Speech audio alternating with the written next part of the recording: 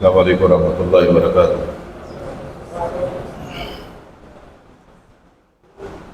اپنی گفتگو کو شروع کرنے سے پہلے آپ سب جانتے ہیں کہ میرا اور آپ کا رشتہ تقریباً آج سے 15 سال پرانا ہے۔ آپ ساتھیوں نے جب بھی یاد کیا، چاہے وہ دینی درس کے پروگرام ہو یا جمعے کا ہو، تقریباً ہر سال یہاں حاضری ہوتی ہے۔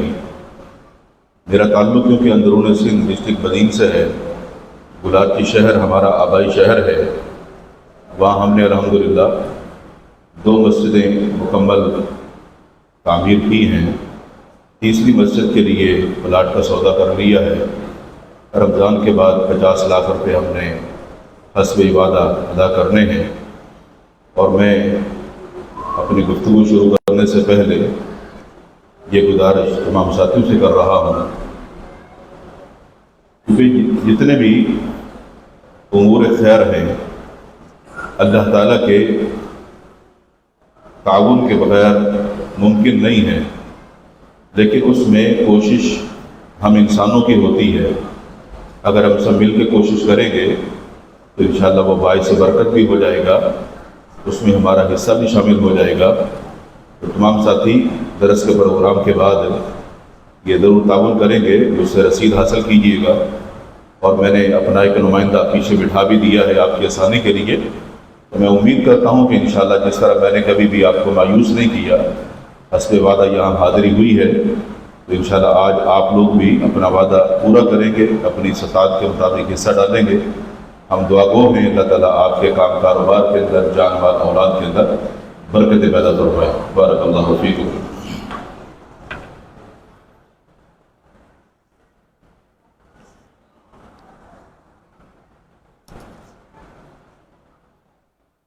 ان الحمد للہ نحمده ونستعینه ونستغفره ونعوذ باللہ من شرور انفسنا ومن سیئات اعمالنا، من يهده الله فلا مضل له ومن يضلل فلا هادي له، واشهد ان لا اله الا الله وحده لا شريك له، واشهد ان محمدا عبده ورسوله، من يطع الله ورسوله فقد رشد واهتدى، ومن يعص الله ورسوله فقد ضل وغوى۔ سبحانك لا علم لنا الا ما علمتنا انك انت العليم الحكيم۔ اعوذ باللہ السمیع العلیم من الشیطان الرجیم، من همزه ونفخه ونفثه، بسم اللہ الرحمن الرحیم۔ یا ایہا الذین آمنوا ادخلوا فی السلم کافة ولا تتبعوا خطوات الشیطان انہ لکم عدو مبین۔ اللہ رب العالمین کی مختصر حمد و ثنا اور جناب محمد رسول اللہ صلی اللہ علیہ وآلہ وسلم پر درود و سلام کے بعد، اللہ تعالیٰ کا ہم پر بڑا فضل اور اس کا احسان ہے، اس نے ہم سب کو مسلمان بنایا۔ اس ماہ مقدس میں قیمتی لمحات سے برکتیں سمیٹنے کا موقع عطا فرمایا۔ اللہ تعالیٰ کے انعامات پر جتنا بھی اس کا شکر ادا کیا جائے وہ کم ہے۔ انسان کی زندگی بڑی مختصر ہے۔ اس مختصر سی زندگی میں انسان جتنی محنت کرے گا، جتنی کوشش کرے گا، قیامت کے دن اللہ تعالیٰ کے بعد اس بندے کو دنیا میں جو گزاری گئی زندگی ہے اس کا بدلہ ملے گا۔ بدلہ 2 طرح کا ہے۔ ایک اچھا بدلہ ہے جو کہ اچھائی کی صورت میں، انعامات کی صورت میں، اللہ کی رضا کی صورت میں، اور دوسرا بدلہ ہے برا، اللہ کے غصے کی صورت میں، اس کی ناراضگی کی صورت میں، عذاب کی صورت میں، اور اس بندے کی جو آخرت کی یہ بربادی ہے، وہ مسلسل جہنم کے اندر جو زندگی گزرے گی اس کے لیے وہ یقیناً تباہی ہوگی۔ تو یہ اللہ تعالیٰ نے جو زندگی دی ہے یہ بڑی غنیمت ہے۔ اس غنیمت زندگی کو اگر صحیح گزارنے کی کوشش کی جائے تو یہ ہم سب کے اپنے ہاتھ میں ہے، یہ ہمارے اپنے اختیار میں ہے۔ جب آپ کہیں سفر کرتے ہیں اور وہ گاڑی آپ اپنی مرضی سے ڈرائیو کر رہے ہوں تو آپ اختیار رکھتے ہیں، آپ جہاں چاہیں رک جائیں، جہاں چاہیں آپ اسٹاپ کریں، جہاں آپ کا دل چاہے آپ اسپیڈ کم کر دیں، آپ بڑھا دیں، کیونکہ اس پر آپ کا اختیار ہے۔ اللہ تعالیٰ نے جو زندگی جو دی ہے یہ ہمارے ہاتھ میں دے دی ہے۔ اللہ کے رسول صلی اللہ علیہ وسلم کو پیغمبر بنا کے تعلیمات دے کر بھیج دیا، ہر چیز بتا دی گئی۔ اللہ تعالیٰ نے ہمیں عقل، سمجھ، شعور، فہم، دانائی، بصیرت ہر چیز عطا فرما دی۔ اب ہم پر لازم یہ ہے کہ ہم ہر کام، ہر عمل سوچ کر کریں، کیونکہ ہمارے ان عملوں پر ہماری آخرت کا انحصار ہے۔ ہم اچھا قدم اٹھائیں گے تو بدلہ اچھا ہے، برا اٹھائیں گے تو بدلہ برا ہے۔ اسی حوالے سے چند باتیں آپ کی گوشگزار کروں گا، اور بالخصوص میری گفتگو کا جو آج محور یا مرکز ہے یا نشانہ ہے وہ ہمارے معاشرے کے، وہ ہمارے پیارے نوجوان ہیں کہ جو ہمارا مستقبل ہے۔ یقیناً کہ اس معاشرے میں ہم رہتے ہیں، اگر کسی ایسے شخص کو آپ دیکھیں کہ جس کے بال سفید ہو چکے ہوں، لیکن اگر آپ اس کو یہ کہیں کہ آپ بوڑھے ہو چکے ہیں، آپ تو بابا جی ہیں، تو وہ بھی غصہ کرتا ہے کہ نہیں میں تو بھی جوان ہوں۔ تو جو اپنے آپ کو جوان سمجھتے ہیں تو میری آج کی گفتگو ان کے لیے خاص ہے، اور جو ہمارے بزرگ ہیں جن پر بال سفید ہو گئے اور بزرگی کا سایہ ہے، جو ہمارے لیے بڑے قابل احترام ہیں، میں یہ سمجھتا ہوں کہ ایمان کے حوالے سے وہ ہمارے جوانوں سے زیادہ ایمان کے اندر مضبوط ہیں اور قوی ہیں، اور اللہ تعالیٰ سب کو اس پر استقامت عطا فرمائے۔ ابھی میں مسجد میں داخل ہوا تو میں نے دیکھا ماشاءاللہ قرآن مجید کی تلاوت چل رہی تھی، اللہ تعالیٰ برکت دے قاری صاحب کو۔ لیکن ایک چیز میں ہر سال کہتا ہوں، میں دوبارہ پھر دہراؤں گا، آپ کا کیا خیال ہے کہ اللہ کے رسول صلی اللہ علیہ وسلم کا دور نبوت، آپ صلی اللہ علیہ وسلم کی مسجد یا صحابہ کرام کا دور، صحابہ کرام کی مسجد میں موجودگی اور تراویح کی جماعت ہو رہی ہو، آپ کا کیا خیال ہے؟ آدھے لوگ تراویح پڑھ رہے ہوں گے اور آدھے لوگ پیچھے بیٹھے ہوں گے، ایسا ممکن ہے؟ اللہ کے رسول صلی اللہ علیہ وسلم کے دور میں صحابہ تھے، اللہ کے نبی صلی اللہ علیہ وسلم کا دور گزر گیا، یعنی آپ جب دنیا سے چلے گئے تو پھر اس دور میں یا صحابہ تھے یا تابعین تھے۔ آپ کا کیا خیال ہے کہ وہ صحابہ یا ان کے آگے شاگرد جو تابعین تھے، اگر وہ تراویح کی جماعت مسجد میں ہو رہی ہے تو کیا وہ ہماری طرح لوگ پیچھے بیٹھ کے انتظار کر رہے ہوں گے؟ یعنی اتنا تو بندہ بے فکر ہوگا کہ مطلب یہ جو کھڑے ہوئے یہ پڑھنے کافی ہے، مجھے ضرورت نہیں ہے۔ میں یہ سمجھتا ہوں ان لوگوں کے لیے رمضان کا مہینہ اتنا اہم اور اتنا قیمتی ہوتا تھا کہ ہم لوگ اس کا تصور بھی نہیں کر سکتے، جبکہ صحابہ کرام تو وہ ہستیاں ہیں، اللہ نے فرمایا کہ رضی اللہ عنہم ورضوا عنہ، گویا کہ وہ پکے جنتی لوگ تھے۔ جو صحابہ کرام کے آگے شاگرد تھے، جن کو ہم تابعین کہتے ہیں، وہ لوگ صحابہ کے شاگرد تھے۔ تو جس طرح صحابہ کرام رضوان اللہ علیہم اجمعین جنتی لوگ تھے، تو جن کی انہوں نے آگے تربیت کی وہ کتنے عظیم لوگ ہوں گے جو تابعین ہوں گے۔ ان لوگوں کے دلوں میں اللہ کا ڈر، تقویٰ، پرہیزگاری، خشیت الہی کتنی زیادہ ہوگی۔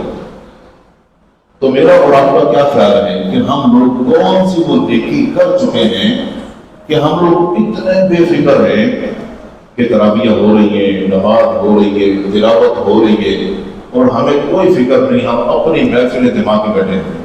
کون سی نیکی ہے جس پر ہمیں ناز ہے کہ ابھی اب ہم کامیاب ہیں؟ اللہ کے بندو تھوڑا سا سوچئے کہ یہ موقع ان لوگوں کو نہیں ملا ہے جو رمضان سے پہلے اس دنیا چھوڑ کے چلے گئے. آپ کے بھی یہاں کئی جنازے ہوئے ہوں گے نا رمضان سے پہلے. پچھلے رمضان میں تو لوگ اٹھے، اس رمضان میں نہیں. ہو سکتا ہے قبر کے اندر وہ حسرت کر رہے ہوں کہ اللہ ایک موقع اور دے دے، ہم چلے جائیں.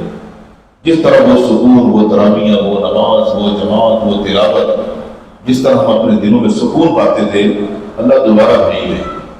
تو موقع تو نہیں ملے گا، لیکن ہمیں جو موقع ملا ہوا ہے، کتنی بد نصیبی کی بات ہوگی کہ ہم اس طرح بے فکر ہو کے مسجد میں آ چکے ہیں لیکن جماعت میں شامل نہیں ہیں.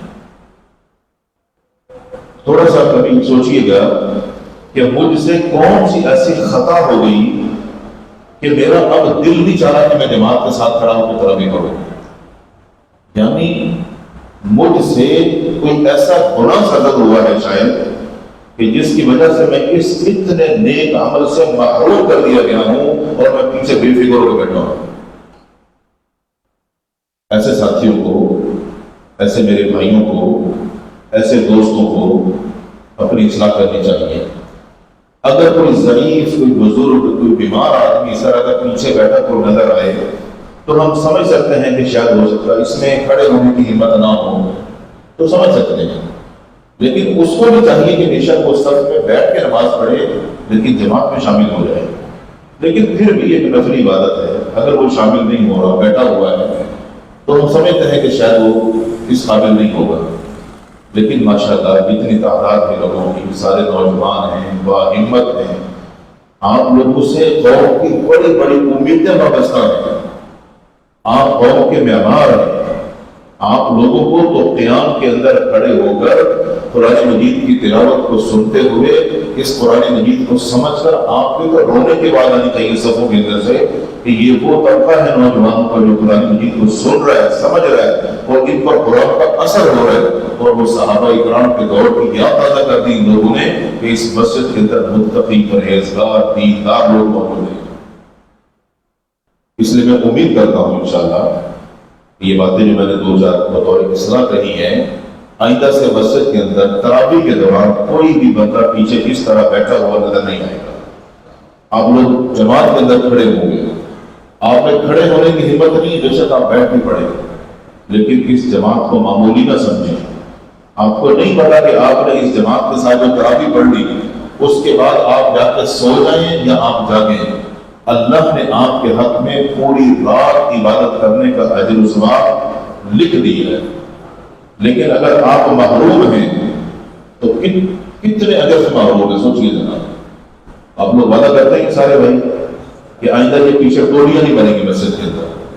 جب آپ مسجد میں آ گئے ہیں تو آپ پیچھے باقی کیا رہ گیا؟ اجر سے کیوں محروم ہیں؟ شیطان نے اگر کسی کو دھوکے میں مبتلا کر دیا ہے کہ بھئی یہ نفلی عبادت ضرورت نہیں ہے تو شیطان کے دھوکے میں مت آئیے گا. اب ہم آتے ہیں اپنے موضوع کی طرف. اللہ رب العالمین نے اہل ایمان لوگوں کو خطاب کیا. اہل ایمان جو بھی کلمہ پڑھنے والے لوگ ہیں، مسلمان اہل ایمان، یا ایھا الذین آمنوا ادخلوا فی السلم کافہ، ایمان والو اسلام میں پورے کے پورے داخل ہو جاؤ. پورے کے پورے داخل ہونے کا مطلب تمہارا ہر کام، تمہارا عمل، ہر طریقہ جو اسلام نے بتایا تم نے اس کو فالو کرنا ہے، اس کے مطابق عمل کرنا ہے.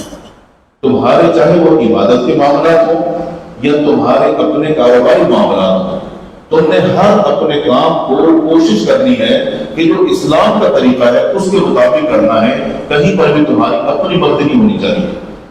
آپ کو کیا اچھا لگتا ہے یہ نہیں دیکھنا، یہ دیکھنا ہے اللہ اور اس کے رسول صلی اللہ علیہ وسلم کی تعلیم کیا ہے، ہمیں اس کو اپنانا ہے.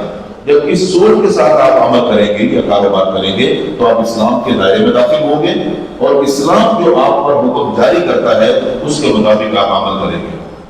اگر کوئی بندہ ایسا نہیں کرتا، اپنی مرضی کرتا ہے، اللہ نے فرمایا کہ وَلَا تَتَّبِعُوا خُطُوَاتِ الشَّيْطَانِ، کیونکہ جب اس نے اس دین اور شریعت کے ہوتے ہوئے اپنی مرضی شروع کر دی، اپنی سوچ شروع کر دی، تو اب وہ صراط مستقیم پر نہیں ہے.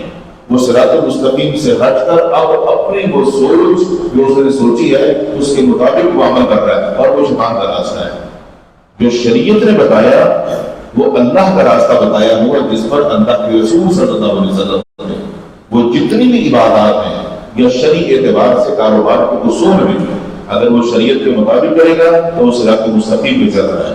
جہاں اس نے اس راستے کو چھوڑ دیا، اپنی مرضی شروع کر دی، وہ شیطان کے راستے پہ چلا گیا. اگر کوئی شیطان کے راستے پہ چلا گیا اپنی مرضی کرتے ہوئے، اپنی خواہشات کی تکمیل کرتے ہوئے، اللہ نے فرمایا کہ انکم لکم عدو مبین، پھر اس بات کا یقین کر لو جس راستے کو تم نے چنا ہے صراط مستقیم کو چھوڑ کر، وہ شیطان کا راستہ ہے اور وہ تمہارا بالکل کھلا دشمن ہے تمہارا. تو جو بندہ اپنے دشمن کے ساتھ نہیں جائے گا تو وہ اس کو نہیں چھوڑے گا. پھر دشمن تو دشمن ہوتا ہے، اور جو اللہ فرمائے کہ یہ تمہارا دشمن ہے تو کیا ہمیں اپنے پروردگار کی بات پہ یقین ہونا چاہیے کہ نہیں؟ یقیناً یقین ہونا چاہیے. تو ہم جو زندگی گزار رہے ہیں اس زندگی میں ہم اگر یہ چاہتے ہیں کہ ہم شریعت کے جو احکامات ہیں اس کے مطابق چلیں گے تو اس کا اختیار یا مرضی ہماری اپنی ہے. ہم چاہیں کاروبار جائز کریں یہ ہماری مرضی ہے، چاہے ہم ناجائز کریں یہ بھی ہماری مرضی ہے. تو ہم اپنی مرضی کو شریعت کے تابع کر سکتے ہیں. اگر شریعت کے تابع کر لیا تو یہی اصل ایمان ہے. اللہ کے پیغمبر صلی اللہ علیہ وسلم کا فرمان لا یؤمن احدکم حتی یکون هواه تبعا لما جئت به، اس وقت تک کوئی بندہ مومن ہو ہی نہیں سکتا جب تک کہ وہ اپنی خواہشات کو میری لائی ہوئی شریعت کے تابع نہ کر دے. گویا کہ ہماری جو مرضی ہے، ہماری جو چاہت ہے وہ شریعت کے تابع ہونی چاہیے. تو ہم نے بات شروع کی تھی زندگی کے اندر انسان کی عمر کا ایک ایسا حصہ آتا ہے جو جوانی پر ہوتا ہے، جس کو ہم بولتے ہیں کہ یہ نوجوان ہیں، ان کی جوانی کی عمر ہے.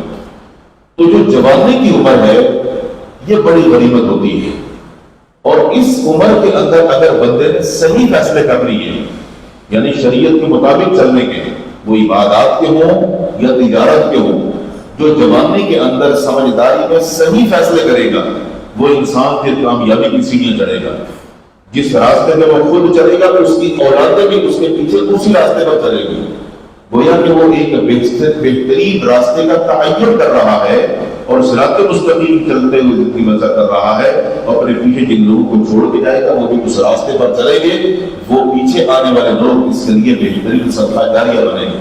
اور یہ کام ہمارا ہے. جب ہم اپنے آپ کو یہ کہتے ہیں کہ ہم اہل حق ہیں تو اہل حق وہ ہوتے ہیں جو حق کو مانتے ہیں، اور حق جو ہے وہ قرآن و حدیث ہے. فَمَاذَا بَعْدَ الْحَقِّ إِلَّا الضَّلَالُ، قرآن و حدیث حق ہے، اس کے علاوہ جو کچھ بھی ہے وہ گمراہی ہے، وہ ضلالت ہے، وہ دین سے دور ہونے کا راستہ ہی ہے. تو جہاں تک تعلق جوانی کا ہے، اللہ تعالیٰ نے اس عمر کی بڑی قدر کی ہے. قرآن مجید فرقان حمید میں اللہ تعالیٰ نے کئی سارے ایسے واقعات بیان فرمائے ہیں کہ جو انسان کی عمر کے اس حصے سے تعلق رکھتے ہیں جو انسان کی جوانی کی عمر ہوتی ہے. اس میں اگر آپ تھوڑا سا غور کریں تو قرآن مجید کی ایک سورت ہے جس کا نام ہے سورۃ الکہف. اس سورۃ الکہف میں اللہ تعالیٰ نے چند نوجوانوں کا ذکر کیا، انہم فتیۃ آمنوا بربہم وزدناہم ھدی. چند نوجوان ہیں جن کا اللہ تعالیٰ نے اس صورت میں ذکر کیا. ان کا ایک تفصیلی واقعہ ہے. وہ واقعہ اگر آپ غور کے ساتھ پڑھیں اور اس کو سمجھنے کی کوشش کریں آپ حیران ہوں گے کہ کیسے وہ نوجوان تھے کہ جنہوں نے اپنے عقیدت، توحید کی، سلامتی اور ایمان کی حفاظت کے لیے کسی چیز کی پرواہ نہیں کی. اللہ سے ایسی دوستی اور ایسا تعلق لگایا، اللہ سے ایسی قربت اختیار کی کہ دنیا اور دنیا میں جو کچھ ہے اس سے وہ بالکل بے پرواہ ہو گئے اور اللہ تعالیٰ کو اپنا حامی جانا. اور اللہ کی اس مدد کے ساتھ وہ لوگ اس غار تک پہنچے جہاں اللہ نے ان کو پناہ دی. اللہ تعالیٰ ان لوگوں کو اس غار میں پہنچا کر جو ان کو پناہ دیتا ہے اللہ تعالیٰ ان کی حفاظت بھی کرتا ہے. جس سے یہ بات واضح ہوتی ہے کہ وہ بندہ جو جوان ہو اور وہ تمام قسم کی پریشانیاں مسائل کو جانتا اور سمجھتا بھی ہو، اگر اپنے ایمان کی حفاظت کے لیے اگر وہ کوشش کرتا ہے تو اللہ تعالیٰ اس بندے کو ضائع نہیں کرتا بلکہ اللہ تعالیٰ اس کی مدد کرتا ہے. کیونکہ اس بندے کا مجمع نظر کیا ہے؟ اپنے عقیدے اور اپنے ایمان کی حفاظت، جیسے ان نوجوانوں نے کیا. اور اگر اللہ تعالیٰ کو اس کے لیے اپنے نظام کے اندر کوئی تبدیلی بھی کرنی پڑے گی، تو اللہ تعالیٰ وہ تبدیلی بھی کرتا ہے۔ جیسا قرآن مجید میں اللہ تعالیٰ نے سورج کا ذکر کیا، سورج جب سے اللہ نے اس کو پیدا کیا، اس کا ایک راستہ ہے، اس کا ایک مدار ہے جو اسی راستے پہ چل رہا ہے، لیکن یہ اگر سفر کرتے ہوئے ایک ایسی جگہ سے گزر رہا ہے کہ غار کا منہ بالکل سامنے ہے اور دھوپ تیز پڑتی ہے، تو اللہ نے سورج کو حکم دیا کہ نہیں، تیز دھوپ ہم نے ان پہ نہیں ڈالنی، یہ آرام کر رہے ہیں تو ہمیں تھوڑا سا سائڈ سے ہوकर گزرنا ہے تاکہ ان پر اتنی سخت دھوپ ہم نے ڈالنی نہیں ہے۔ اللہ تعالیٰ اس قدر کرتا ہے ان لوگوں کی جو اللہ کے ساتھ تعلق اور دوستی لگا لیتے ہیں، جیسے اللہ کے پیغمبر صلی اللہ علیہ وسلم نے فرمایا من کان للہ کان اللہ لہ، جو بندہ اللہ کا ہو جاتا ہے تو پھر اللہ اس بندے کا ہو جاتا ہے، یعنی اگر آپ نے دوستی اللہ سے لگا لی تو پھر اللہ بھی دوست بن جاتا ہے اس دین کی برکت کے ساتھ۔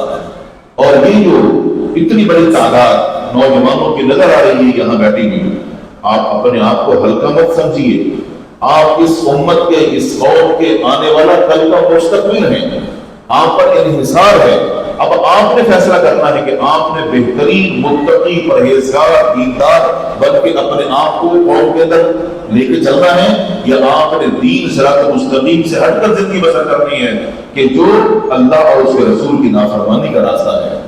یقیناً جو بندہ سمجھدار ہے وہ کبھی بھی ایسا فیصلہ نہیں کرے گا کہ جس سے اس کی دنیا یا آخرت برباد ہو جائے۔ جو سمجھدار لوگ ہوتے ہیں وہ فیصلے اچھے کرتے ہیں، وہ قدم سوچ سمجھ کر اٹھاتے ہیں۔ اور میں یہ سمجھتا ہوں کہ آج کے معاشرے کے اندر نوجوان طبقہ جو ہے وہ الحمدللہ بڑا باشعور ہے، دین کو سمجھنے والا ہے۔ آپ دیکھ لیجئے آج سے 20-25 سال پیچھے آپ چلے جائیے تو آپ دیکھتے تھے کہ جو حج کرنے کے لیے لوگ جاتے ہیں یا عمرہ کرنے کے لیے جاتے ہیں وہ لوگ جایا کرتے تھے جو تقریباً بوڑھے ہو چکے ہوتے تھے، عمریں ان کی زیادہ ہو چکی ہوتی تھی جب وہ عمرے کے لیے جاتے تھے اور حج کے لیے جاتے تھے۔ آج آپ سروے کریں آپ کو پتہ چلے گا بوڑھوں کے مقابلے میں آج عمرہ کرنے کے لیے جانے والے جوڑے ہیں، حج کرنے کے لیے جانے والے لوگ ہیں، اس میں سب سے زیادہ تعداد جو ہے وہ نوجوانوں کی ہے۔ یہ تبدیلی ہے جو ہم اپنی نگاہوں سے دیکھ رہے ہیں۔ اس کا مطلب یہ ہے کہ نوجوانوں کے اندر ایک دین کا جذبہ اور شوق موجود ہے، لیکن آپ کو اس راستے کو چھوڑنا نہیں ہے، بلکہ یہ وہ راستہ ہے جو صحیح دین کا راستہ ہے، جو صراط مستقیم ہے۔ اس راستے پر چلتے ہوئے جو آپ اپنی اولادوں کو جنم دیں گے وہ آپ کو دیکھ کر اسی راستے پر چلے گی، اور آپ جس راستے پر ان کو چھوڑ کے جاؤ گے وہ صراط مستقیم پر چلنے والے ہوں گے۔ اور وہ حضرات، وہ بزرگ جن کی اولاد ہے وہ یہ سمجھتے ہیں کہ ہماری اولاد ہماری بات نہیں مانتی، ہماری سنتی نہیں ہے۔ میں ان محترم بزرگوں سے گزارش کروں گا کہ آپ باپ ہیں تو آپ باپ کا پیار دے کے اپنی اولاد کو دیکھیے، اور ان بیٹوں سے گزارش کروں گا کہ آپ اپنے والد کو اپنا والد محترم سمجھیے، اپنے بیچ میں اس غلط فہمی کو دور کیجیے۔ آپ ایک دوسرے کے دشمن نہیں ہیں، آپ ایک دوسرے کا خون ہے۔ دنیا جو چاہے کہتی رہے، آپ ایک دوسرے سے جدا نہیں ہو سکتے، جیسے ایک ناخن گوشت سے الگ نہیں ہو سکتا۔ اگر ہو گا تو تکلیف کتنی ہوگی۔ یہ رشتہ اتنا مقدس اور پاکیزہ ہے، اس رشتے کے بیچ میں کوئی بھی نہیں آنا چاہیے، اور یہ اگر نفرتیں ہوئی ہیں تو وہ ہماری کچھ غلط فہمیاں ہو سکتی ہیں۔ اور یہاں یہ بات بھی سمجھا دوں، نوجوانوں کے اندر جو معاشرے کا اصول ہے، جب وہ شادی کر لیتے ہیں تو شادی کے بعد کیونکہ محبت تقسیم ہو جاتی ہے۔ ایک بیٹے کی محبت جو اپنی ماں کے ساتھ ہوتی ہے، اپنے والد کے ساتھ ہوتی ہے، شادیوں کے بعد وہ محبت تقسیم ہوتی ہے، اس کا رجحان زیادہ اپنی بیوی کی طرف ہو جاتا ہے، اپنے بچوں کی طرف ہو جاتا ہے۔ تو ماں باپ کو یہ بات سمجھ لینی چاہیے کہ اب جب ہم نے اس کی شادی کر دی ہے تو یہ محبت تقسیم ہو چکی ہے، اب ہمیں اتنا ہی حصہ ملے گا جتنے ہم حقدار ہیں۔ لیکن اولاد کو بھی چاہیے کہ وہ اپنے والدین کو نظر انداز نہیں کریں گے۔ آپ کے والدین اس چیز کو مستحق ہیں کہ آپ ان کی خدمت بھی جاری رکھیں گے، ان کے ساتھ حسن سلوک سے بھی پیش آئیں گے، ان کا خرچہ بھی اٹھائیں گے، کیونکہ یہ آپ کی ذمہ داریوں میں شامل ہے۔ آپ کے بچپن سے لے کر اس شادی تک انہوں نے سب کچھ برداشت کیا، جس طرح آپ کو برداشت کیا آپ کے بچپنے میں۔ اب والدین ضعیف ہیں، کمزور ہیں، اب آپ جوان ہیں، آپ ہمت والے ہیں، اب آپ نے ان کو سنبھالنا ہے اور ان کی خدمت کرنی ہے۔ اور کبھی بھی اپنی بیوی کے پیچھے لگ کے اپنے والدین کو برا مت کہیے۔ عورتوں کی فطرت ہوتی ہے، لیکن سمجھدار مرد وہ ہوتا ہے کہ جو کسی کی باتوں میں نہیں آتا، وہ خود سمجھتا ہے کہ اچھا کیا ہے برا کیا ہے۔ جوانی کے اندر خون گرم ہوتا ہے، کسی کی باتوں کو سن کر کان کا کچا اتنا نہیں ہونا چاہیے بندہ کہ اپنے ماں باپ کو آنکھیں دکھائے، ان کو گالیاں دے، ان کو دھمکیاں دے، ان پر غصہ کرے اور ان پر چک دوڑنے کی باتیں کرے، ان کو گھر سے نکالنے کی بات کرے۔ جو دیندار نوجوان ہوتے ہیں وہ کبھی بھی ایسا نہیں سمجھتے، بلکہ وہ اپنے والدین کو اپنے لیے بہت قیمتی سمجھتے ہیں۔ ورنہ آپ یاد رکھیے کہ یہ نوجوان اگر اس غلط فہمی کے اندر مبتلا ہو گئے کہ اپنے والدین کو وہ بوجھ سمجھیں گے، تو یہ وہ ہستیاں ہیں کہ جن سے آپ کو دعائیں لینی چاہیے تھی، اور دعاؤں کی جگہ پر اگر آپ ان والدین سے اگر آج بد دعائیں لیتے ہو تو پھر یہ آپ کی قسمت ہے۔ اللہ کے رسول صلی اللہ علیہ وسلم نے فیصلہ سنا دیا، اگر تم چاہتے ہو اللہ کو راضی کرو تو پہلے اپنے والد کو راضی کر لو۔ اگر تمہارے والد تمہارے ساتھ راضی نہیں ہیں تو پھر اس بھول میں نہ رہنا کہ تم اللہ کو راضی کر سکتے ہو۔ پہلے جو تمہارے قریب تمہارے والد محترم ہیں، پہلے تم ان کو راضی کرو گے۔ اب تمہارے اوپر ہے کہ تم ان کو راضی کرتے کیسے ہو، اور یہ تو مشکل نہیں ہے۔ میں آپ سے پوچھتا ہوں، کبھی کسی نوجوان بیٹے نے اپنے والد کو اپنے سینے کے ساتھ لگایا، اس کی ٹھنڈک محسوس کی کبھی؟ کہ آپ اپنے والد کو گلے سے لگائیں وہ ٹھنڈک محسوس کریں؟ جو بچپن کے اندر ایک باپ محنت مزدوری کر کے اپنے گھر لوٹتا تھا اور اپنے بازو کھول کے بیٹھ جاتا تھا، اپنے بچے کو سینے سے لگاتا تھا۔ باپ وہی رہتا ہے، ماں وہی رہتی ہے، لیکن ہم لوگ جب جوانی کی عمر میں آتے ہیں تو ہم لوگ بدل جاتے ہیں۔ اور یہ یقین کر لیجیے، آج آپ جوان ہیں، کل آپ کو اپنے والدین کی جگہ پر جب آنا ہے تو جیسا آج آپ کریں گے کل کو آپ کے ساتھ پھر آپ کے اولاد بھی ویسا ہی برتاؤ کریں گے۔ ایک دفعہ نظر سے ایک واقعہ گزرا جس کے اندر لوگوں کے لیے ایک نصیحت بھی ہے کہ ایک بزرگ آدمی ایک عدالت میں جاتا ہے اور جا کر اپنے بیٹے کے خلاف مقدمہ درج کرتا ہے کہ جی جو میرا بیٹا ہے یہ مجھے خرچہ نہیں دیتا، یہ میرا خیال نہیں کرتا، جبکہ میری ڈیمانڈ یہ ہے کہ میرا بیٹا میرا خرچہ اٹھائے۔ عدالت نے نوٹس بھیجا اور بیٹے کو طلب کر لیا عدالت میں۔ بیٹے سے پوچھا کہ یہ تمہارے والد ہو؟ اس نے کہا جی ہاں میرے والد ہو۔ اپنے والد کو خرچہ دیتے ہو؟ اس نے کہا نہیں۔ کیوں؟ اس نے کہا میرا والد امیر آدمی ہے، یہ آج جو کچھ میرے پاس نظر آ رہا ہے یہ میرے والد ہی نے مجھے دیا ہے، تو میرے والد کے پاس تو کوئی کمی نہیں ہے، تو جب اس کے پاس کمی نہیں ہے تو یہ کیسے کہہ سکتے ہیں مجھے خرچہ دو؟ عدالت نے والد سے پوچھا ہاں بھائی، اس نے کہا کہ میری ضرورت ہے، میں اس کا باپ ہوں، میں ڈیمانڈ کر سکتا ہوں، اس کو دینا پڑے گا۔ عدالت نے فیصلہ کیا کہ ٹھیک ہے تمہیں خرچہ دینا پڑے گا اپنے والد کو، لیکن والد نے کیا کہا؟ اس نے کہا میری شرط ہے، خرچہ یہ خود چل کے میرے پاس آئے گا، خرچہ لے کر یہ چل کے میرے پاس آئے گا، کسی کو بھیجے گا نہیں، اور خرچہ میرے ہاتھ میں خود لے کے جائے گا، اکاؤنٹ میں نہیں، کسی کے ہاتھ نہیں بھیجے گا، یہ خود آئے گا۔ ٹھیک ہے، فیصلہ ہو گیا۔ لوگ اس عدالت سے جب باہر نکلے تو جج نے اس بوڑھے آدمی کو بلایا، اس لڑکے کے والد کو، پوچھا کہ کیا وجہ ہے، آپ غریب ہو؟ اس نے کہا نہیں میں غریب نہیں ہوں، میں تو مالدار آدمی ہوں۔ کہا پھر آپ نے اپنے بیٹے کے متعلق یہ مقدمہ؟ اس نے کہا ہاں یہ میری مجبوری تھی۔ اس نے کہا کیا مجبوری آپ کی؟ اس نے کہا اس کو میں نے بچپن سے لے کر یہاں تک پہنچایا، شادی شدہ ہو گیا، بچوں والا ہو گیا، بہترین کاروبار کر رہا ہے، ایک تاجر بن چکا ہے میرا بیٹا، لیکن آپ یقین جانیے میں اس کو دیکھنے کے لیے بھی ترس گیا ہوں، یہ میرے پاس آتا ہی نہیں ہے، اور یہ جو میں نے شرط رکھی ہے صرف اس لیے کہ کم سے کم یہ میرا بیٹا، میرا پوت ایک مہینے کے بعد تو میرے پاس آئے گا نا، میں اس آس میں جیوں گا کہ مہینہ ختم ہونے والا ہے، میرا بیٹا مجھے ملنے کے لیے آئے گا۔ بولا مجھے خرچہ نہیں چاہیے، مجھے اس کی محبت چاہیے، میں اس کو دیکھنا چاہتا ہوں، اس سے ملنا چاہتا ہوں۔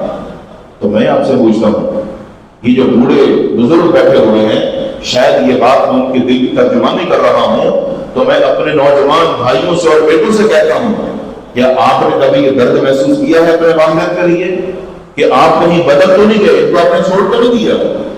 جوانی کا مطلب یہ نہیں ہوتا کہ آپ یہ طاقت، یہ ہمت، یہ قوت اپنے ماں باپ کو دکھائیں گے، نہیں، یہ آپ کی ہمت اور طاقت ان کے خدمت کے لیے صرف ہونی چاہیے تھی، یہ طاقت اور ہمت آپ کی ان کی ٹانگیں دباتے ہوئے ہونی چاہیے تھی صرف، تاکہ آپ ان سے دعائیں لے سکیں۔ اللہ کے بدو ہمیں اپنی اصلاح کرنی ہے، یہ ماہ مقدس رمضان مبارک کیونکہ تربیت کا مہینہ ہے، اپنے آپ کو بدلیے، ہمیں اپنے آپ کو بدلنا ہوگا، اپنے اندر نرمی پیدا کیجیے، اپنے انداز کے اندر محبت پیدا کیجیے، اپنے والدین کے لیے شفقت کا لہجہ اختیار کیجیے، اپنے ماں باپ کو اپنا دشمن نہ سمجھیے۔ ٹھیک ہے گھروں کے اندر بہت ساری غلط فہمیاں پیدا ہو جاتی ہیں، لیکن یہ تمام غلط فہمیاں آپ کے گھر کی چار دیواری کے اندر کی ہیں، یہ ٹھیک بھی آپ ہی کو کرنی ہوگی۔ تو کیا کوئی بیٹا اٹھ کر اپنے والد سے اس کا بدلہ لے گا؟ کیا باپ نے اپنے بچے سے بچپنے کو بدلے لیے ہیں؟ نہیں، یہ سب غلط فہمیاں ہیں، ان کو ہمیں دور کرنا ہوگا، تب جا کر آپ بہترین نوجوان کہلا سکتے ہیں۔ پھر یہ آپ کا گھرانہ بھی آپ کے ساتھ کھڑا ہوگا، پھر آپ کو وہ ہمت اور طاقت ملے گی ان کے دعاؤں کے ذریعے سے۔ اگر آپ دین کا کام کرنا چاہتے ہیں، آپ گھر سے نکلیں گے، آپ کے والدین آپ کے حق میں دعائیں کریں گے۔ جب ان کی دعائیں آپ کے ساتھ ہوں گی تو ان کی رضامندی بھی آپ کے ساتھ ہوگی۔ جب یہ والدین آپ کے ساتھ راضی ہوں گے تو میرا عرش والا رب بھی آپ کے ساتھ انشاءاللہ راضی ہو جائے گا۔ تو اس لیے نوجوانوں کو چاہیے کہ وہ اس کا آغاز اپنے گھر سے کریں گے۔ اللہ کے پیغمبر صلی اللہ علیہ وسلم نے ایک حدیث میں 7 قسم کے لوگوں کا ذکر کیا کہ جو قیامت کے دن اللہ کے عرش کے سائے میں ہوں گے۔ کتنا بڑا اعزاز ہوگا ان لوگوں کے لیے جو قیامت کے دن اللہ کے عرش کے سائے میں ہوں گے۔ اور عرش کے سائے میں ہونے کا مطلب یہ ہے کہ قیامت کے دن اس کے علاوہ کوئی سایہ نہیں ہوگا۔ فرمایا سبعۃ یظلھم اللہ فی ظلہ یوم لا ظل الا ظلہ۔ قیامت کے دن 7 قسم کے لوگ اللہ کے عرش کے سائے میں ہیں، جبکہ اس دن اور کوئی سایہ نہیں ہوگا۔ ان میں نوجوان کا ذکر کیا، آپ نے فرمایا کہ شاب نشأ فی عبادت اللہ، وہ جوان کہ جس نے اپنی جوانی کو اللہ کی بندگی میں صرف کیا اور گزارا۔ جوان آدمی ہے، با ہمت ہے، سمجھدار ہے، باشعور ہے، پکا نمازی، مسجد کا پکا نمازی، مسجد میں حاضر ہونے والا، جو جہاں بھی نماز کا وقت ہوتا ہے مسجد میں جا کے نماز پڑھتا ہے۔ رمضان کا مہینہ آتا ہے تو اس کی جوانی اللہ کی بندگی میں قیام کر کے صرف ہو رہی ہے۔ جب یہ نوجوان اپنی جوانی کو اللہ کی بندگی میں صرف کر رہا ہے، یعنی یہ کہیں پر بھی پیچھے نہیں ہے، تو کیا خیال ہے جب یہ محنت اتنی کر رہا ہے اللہ کی رضا کو حاصل کرنے کے لیے، تو پھر قیامت کے دن اللہ اس کو عرش کے سائے میں دے گا کیسے نہیں دے گا؟ پھر تو یہ حقدار ہوگا اس سائے کا، اس عرش کے سائے کا، جو اللہ تعالیٰ اپنے ان نوجوان بندوں کو دے گا کہ جنہوں نے اپنی جوانی اللہ کی بندگی میں صرف کی۔ اللہ کے رسول صلی اللہ علیہ وسلم نے ایک حدیث میں ذکر کیا کہ قیامت کے دن اللہ تعالیٰ اپنے بندوں سے کچھ سوالات بھی کرے گا، جو سوالات ان کی زندگی سے متعلق بھی ہوں گے، ان کے کاروبار سے متعلق بھی ہوں گے، ان کے علم سے متعلق بھی ہوں گے، لیکن فرمایا ایک سوال جو ہے وہ ان کی خاص جوانی کی عمر کے متعلق ہوگا۔ آپ صلی اللہ علیہ وسلم ارشاد فرمائے کہ وَعَنْ شَبَابِهِ فِيمَا أَفْنَاهُ، پوچھا جائے گا جوانی کے متعلق کہ تم نے اپنی جوانی کہاں گزارے گی۔ یہ جو بوڑھے بزرگ بیٹھے ہیں انہوں نے جوانی گزار دی، سوال ان سے بھی ہوگا تم نے جوانی کہاں گزاری۔ آج جو نوجوان ہیں اگر یہ بڑھاپے کی طرف جائیں گے تو ان کی جو جوانی کی عمر تھی سوال ان سے بھی ہوگا۔ آج جو بچے ہیں کل کو یہ جوان ہوں گے، ان کی جوانی کے متعلق قیامت کے دن سوال ان سے بھی ہوگا۔ یعنی یوں سمجھیے جس نے جوانی کی عمر پائی ہے اس کے بعد جو بڑھاپے کی طرف گیا ہے، اس جوانی کی عمر کے متعلق اللہ تعالیٰ قیامت کے دن ہر بندے سے الگ الگ سوال کرے گا، انفرادی پوچھے گا تمہاری جوانی جو تھی تم نے کہاں گزاری۔ میں آپ سے پوچھتا ہوں کیا اللہ کو نہیں پتا کہ ہم جوانی کہاں گزار رہے ہیں؟ اللہ کو تو پتا ہے، پھر اللہ کو پوچھنے کی ضرورت کیا ہے؟ یہ ہمیں احساس دلایا جا رہا ہے کہ قیامت کے دن یا تو تم وہاں پر سرخرو ہو جاؤ گے یا پھر وہاں تم خود شرمندہ ہوگے اللہ کے حضور کھڑے ہو کر جب تمہیں جواب دینا پڑے گا۔ اگر کسی نے جوانی کے اندر اطاعت و فرما برداری کرتے ہوئے زندگی بسر نہیں کی، جب اللہ پوچھے گا جوانی کہاں گزاری تو کیا جواب دو گے؟ مثال دیتا ہوں آپ کو، جیسے آج آخرات ہے جاگنے کی رات، کتنے سارے خوش نصیب ہیں کہ جو مسجد کے اندر موجود ہیں۔ اللہ کے رسول صلی اللہ علیہ وسلم فرمایا سب سے بہترین اور مقدس ترین جگہ ہوگی زمین پر کون سی ہے؟ مسجد، اللہ کا گھر۔ تو جو سب سے بہترین جگہ پر بیٹھے ہیں تو سب سے بہترین ہے کہ نہیں؟ کیونکہ انہوں نے سب سے بہترین جگہ کا تعین کیا اور یہاں پر حاضر ہوئے ہیں۔ اور سب سے بہترین جگہ کون سی؟ بازار۔ آپ یقین کیجیے ابھی ہمارے تو بازاروں کے اندر گاڑی گزارنے کا راستہ نہیں ہے، گزارنے کی جگہ نہیں ہے، اتنا رش ہے لوگوں کا، طاق آتے ہیں۔ ان راتوں کے اندر میرے رسول صلی اللہ علیہ وسلم خود بھی جاگتے، اپنے گھر والوں کو بھی جگاتے، عبادت کے لیے جاگتے، اللہ کی رضا کے حصول کے لیے جاگتے، جبکہ آپ صلی اللہ علیہ وسلم تو معصوم خطا تھے۔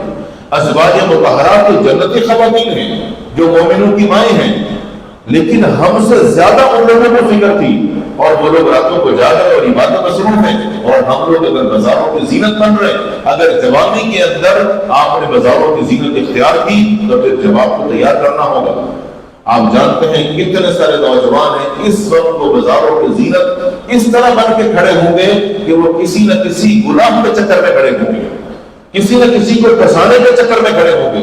تو یہ جو جوانیاں غلاموں کے لیے صرف ہو رہی ہیں، کل جب میرا رب پوچھے گا جوانی کہاں گزاری تو کیا جواب دوں گے؟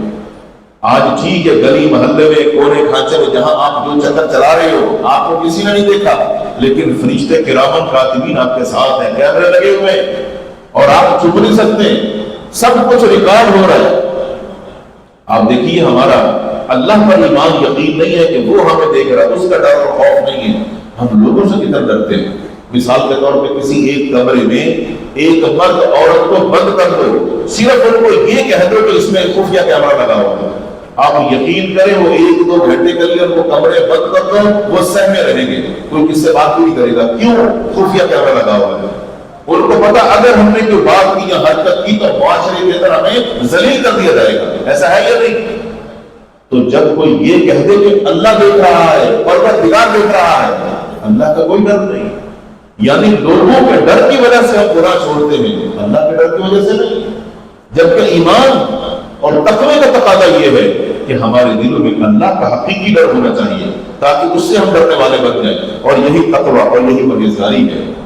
اللہ کے رسول صلی اللہ علیہ وسلم کے صحابہ میں عبداللہ بن عمر رضی اللہ تعالی عنہ چند لوگوں کے ساتھ ایک دفعہ شہر سے باہر نکلے، اور جس طرف رخ کیا گرمی کا موسم تھا، پہاڑ کی طرف نکل گئے کہ چلو وہاں چلتے ہیں، تھوڑا گھوم پھر کے آتے ہیں، چکر لگا کے آتے ہیں، اور کوئی درخت ہے اس کا سایہ ہوگا، گرمی کے موسم میں درخت کے سائے کے اندر جو ہوا آتی ہے بڑی ٹھنڈی آتی ہے، تو چند لوگوں کے ساتھ نکل گئے۔ تھوڑی دیر گزری تو کہنے لگے کہ بھوک لگ رہی ہے، کچھ کھانے پینے کے ہے تو چلو کھاتے ہیں بیٹھ کے۔ اتنے میں ایک نوجوان کو دیکھا کہ وہ بکریوں کو ہانکتا ہوا اس درخت کی طرف لے کے آ رہا تھا، شدید گرمی کا موسم تھا۔ وہ نوجوان جب ان بکریوں کو لے کر اس درخت کے قریب آ گیا اور بکریوں کو بھی درخت کے سائے کے اندر کر دیا، تو دسترخوان لگ چکا تھا، کچھ کھانے لگے تو اس نوجوان سے کہا کہ آؤ آپ بھی ہمارے ساتھ کچھ کھا لو۔ اس نے کہا نہیں۔ کہا آ جاؤ۔ اس نے کہا نہیں، اصل میں میرا روزہ ہے۔ کہا کہ اتنی گرمی کے موسم میں تم نے روزہ رکھا ہوا ہے؟ نفلی روزہ تھا۔ اس نے کہا گرمی، یہ گرمی کہاں ہے؟ گرمی تو ہوگی قیامت کے دن، اس گرمی کے مقابلے میں یہ گرمی کیا چیز ہے؟ ایک بکری پر چرواہا اس کی سوچ دیتی ہے۔ عبداللہ بن عمر رضی اللہ تعالیٰ عنہ اس نوجوان کی بات کو سن کر بڑا حیران ہو گئے۔ کہا اتنی گرمی میں تم نے روزہ رکھا ہوا ہے؟ کہا کہ ٹھیک ہے تمہارا روزہ ہے، پھر ایسا ہے کہ ان بکریوں میں سے ایک بکری ہمیں دے دو۔ یہ اس کو چیک کرنے کے لیے بولا کہ اس بندے میں کتنا ایمان ہے، کتنا تقویٰ ہے، کتنا اللہ کا ڈر ہے۔ کہا کہ نہیں، یہ بکریاں میری نہیں ہیں، یہ میرے مالک کی ہیں۔ تو کہا تمہارا مالک کون سا تمہیں دیکھ رہا ہے؟ اس کو جا کے بول دینا کہ جنگل میں چرانے کے لیے لے کے گیا تھا، بھیڑیا آیا اور بکری اس نے اٹھا لی، تمہارا مالک تم پہ یقین کر لے گا۔ اس نے کہا میرا مالک تم پہ یقین کرے گا، لیکن جو ہم سب کا مالک ہے وہ تو دیکھ رہا ہے، اس کو بھی کیا جواب ہوگا؟ عبداللہ بن عمر رضی اللہ عنہ بڑا متاثر ہوئے نوجوان سے، پوچھا تمہارا مالک کون سا ہے، کیا نام ہے اس کا؟ اس نے بتایا فلاں فلاں فلاں۔ یہاں سے فارغ ہوئے، واپسی پہنچے، اس نوجوان غلام کا جو مالک تھا اس سے جا کے ملے، اس سے جا کے پوچھا کہ یہ تمہارا غلام، اس کو بیچو گے؟ کتنے میں بیچو گے؟ اس نے کہا اتنے اتنے میں۔ رقم نکال کے اس کو دی، کہا یہ رقم اب تم اس کو آزاد کر دو۔ اس کو خرید کے اس نوجوان کو آزاد کر دیا۔ کہا اتنا متقی پرہیزگار دیندار آدمی نوجوان یہ کسی کا غلام نہیں ہونا چاہیے، یہ آزاد ہونا چاہیے۔ اس سے پوچھا کہ تمہارے بھائی جو بکریاں ہیں بیچو گے؟ کتنے میں بیچو گے؟ اس نے کہا اتنے میں۔ اس سے وہ بکریاں خریدی، بکریاں خرید کے اس نوجوان کو تحفے میں دے دی، کہا یہ میری طرف سے تمہارے لیے ہے۔ تو کہنے کا مقصد یہ کہ جب بندہ اللہ کا بن جاتا ہے، من کان للہ کان اللہ لہ، جب بندہ اللہ سے دوستی کر لیتا ہے تو مسبب الاسباب اللہ تعالیٰ ہے، وَيَرْزُقُهُ مِنْ حَيْثُ لَا يَحْتَسِبُ، پھر وہ رزق بھی ایسی جگہ سے دیتا ہے جہاں انسان کی سوچ بھی نہیں ہوتی۔ تو یہ چند باتیں، چند گزارشات وقت کی مناسبت سے جو میں نے آپ کی گوش گزار کی ہیں، اس درد دل کے ساتھ کہ ہمیں اپنی زندگی کو غنیمت جانتے ہوئے، اپنی ان جوانیوں کو غنیمت جانتے ہوئے آخرت کی فکر کے حساب سے بڑی تیاری کرنے کی ضرورت ہے، اور معاشرے کے اندر بہترین کردار ادا کرنے کی ضرورت ہے، اس لیے کہ معاشرے کا انحصار نوجوانوں پر ہے۔ اللہ تعالیٰ سے دعا ہے اللہ تعالیٰ ہم سب کو دین کو سیکھنے، سمجھنے، اصلاح کرنے اور عمل کرنے کی توفیق عطا فرمائے۔ وآخر دعوانا الحمد للہ رب العالمین۔